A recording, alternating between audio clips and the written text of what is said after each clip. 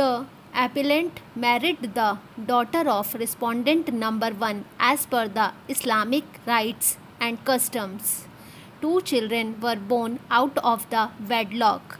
Appellant's wife died after 13 years of marriage, and within a year he married again. Respondent number 1 maternal grandfather, respondent number 2, 3 and 4 maternal aunt and uncles of the minor children, girl aged 13 years and boy aged 5 years, initiated proceedings under section 7, 9 and 17 of the Guardian and Wards Act 1890 for appointment as guardians.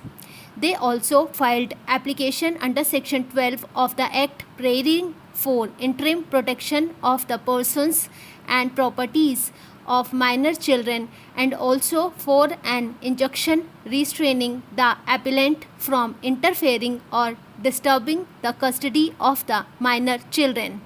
Family court passed an interim order restraining the appellant from interfering with the custody of the children with the respondent. Appellant challenged the order. Family court set aside the said order of injunction. High Court set aside the said order and passed certain directions. Hence, the present appeal was made by the appellant in this court. Sections 12 of the Guardian and Wards Act 1980 empowers court to make such order for the temporary custody and protection of the person of property of the minor as it thinks proper. In matters of custody, welfare of the children is the sole and single yardstick by which the court shall assess the comparative welfare of the children is the sole and single yardstick by which the court shall assess the comparative merit of the parties contesting for custody.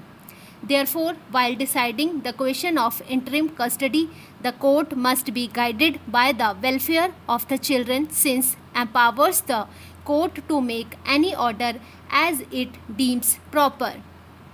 With regard to guardianship, the prima facie case lies in favor of the father as under section 19 of the Act. Unless the father is not fit to be a guardian, the court has no jurisdiction to appoint another guardian. Respondents, despite the voluminous allegations levelled against the appellant, have not been able to prove that he is not fit to of the minor children, nor has the family court or the High Court found him so.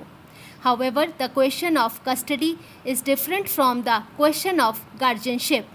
The father can continue to be the natural guardian of the children. The considerations pertaining to the welfare of the child may indicate lawful custody with another friend or relative as serving his/her interest better. The question of guardianship can be independent of and distinct from that of custody in facts and circumstances of each case. The court shall determine whether interim custody and compelling reasons to persuade the court to change the custody of the minor children with immediate effect. Stability and consistency in the affairs and routines of children is also an important consideration.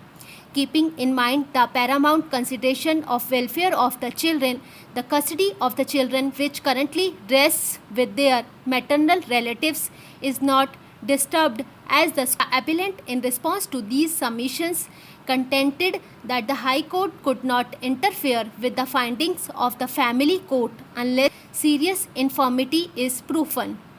The decisions cited by the respondents were distinguished on the ground that these decisions were recorded after a full-fledged trial and not an order passed as an ad interim relief granting custody to one of the parties. The High Court in its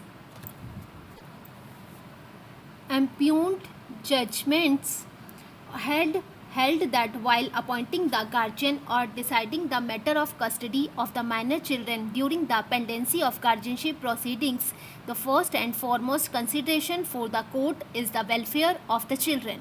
The factors that must be kept in mind while determining the question of guardianship, question of interim custody, it was observed, should have delved a little deeper into the matter and ascertained where the interest of the children lay, instead of recording abstract findings, questions of prima facie case, balance of convenience, and irreparable injury. The terms on which the appellant and his deceased wife were, the manner in which the respondents obtained the custody of the children are questions that should be determined during the course of trial.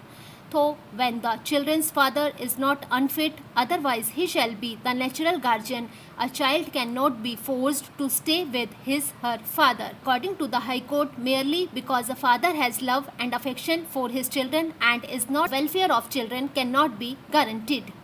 The present appeal by special leave is directed against the order dated 1st October 2012 passed by the High Court, whereby the learned single judge in exercise of the jurisdiction under section 439(2) read with section 482 of the Code of Criminal Procedure 1973 has set aside the order dated passed by the learned additional sessions judge Saket Courts Delhi, who had granted the benefit of anticipatory bail to the appellants in FIR number AA instituted for the offence punishable under section 420 IPC, Registered Defence Colony, New Delhi.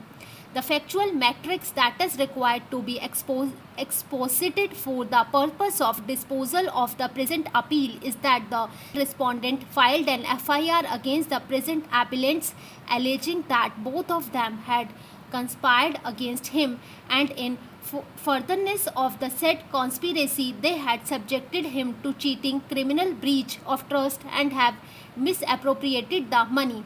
As alleged in the FIR, the appellants allured the said respondent to buy a property situated at Lodi Road, New Delhi, for which he paid an advance of rupees 1 crore.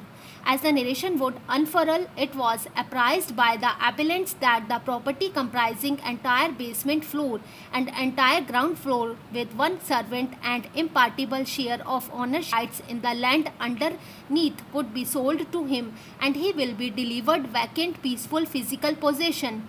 There are series of other allegations which would show that on the basis of certain amount was paid, and on 30th April 2013 an agreement to sell was duly executed between the parties.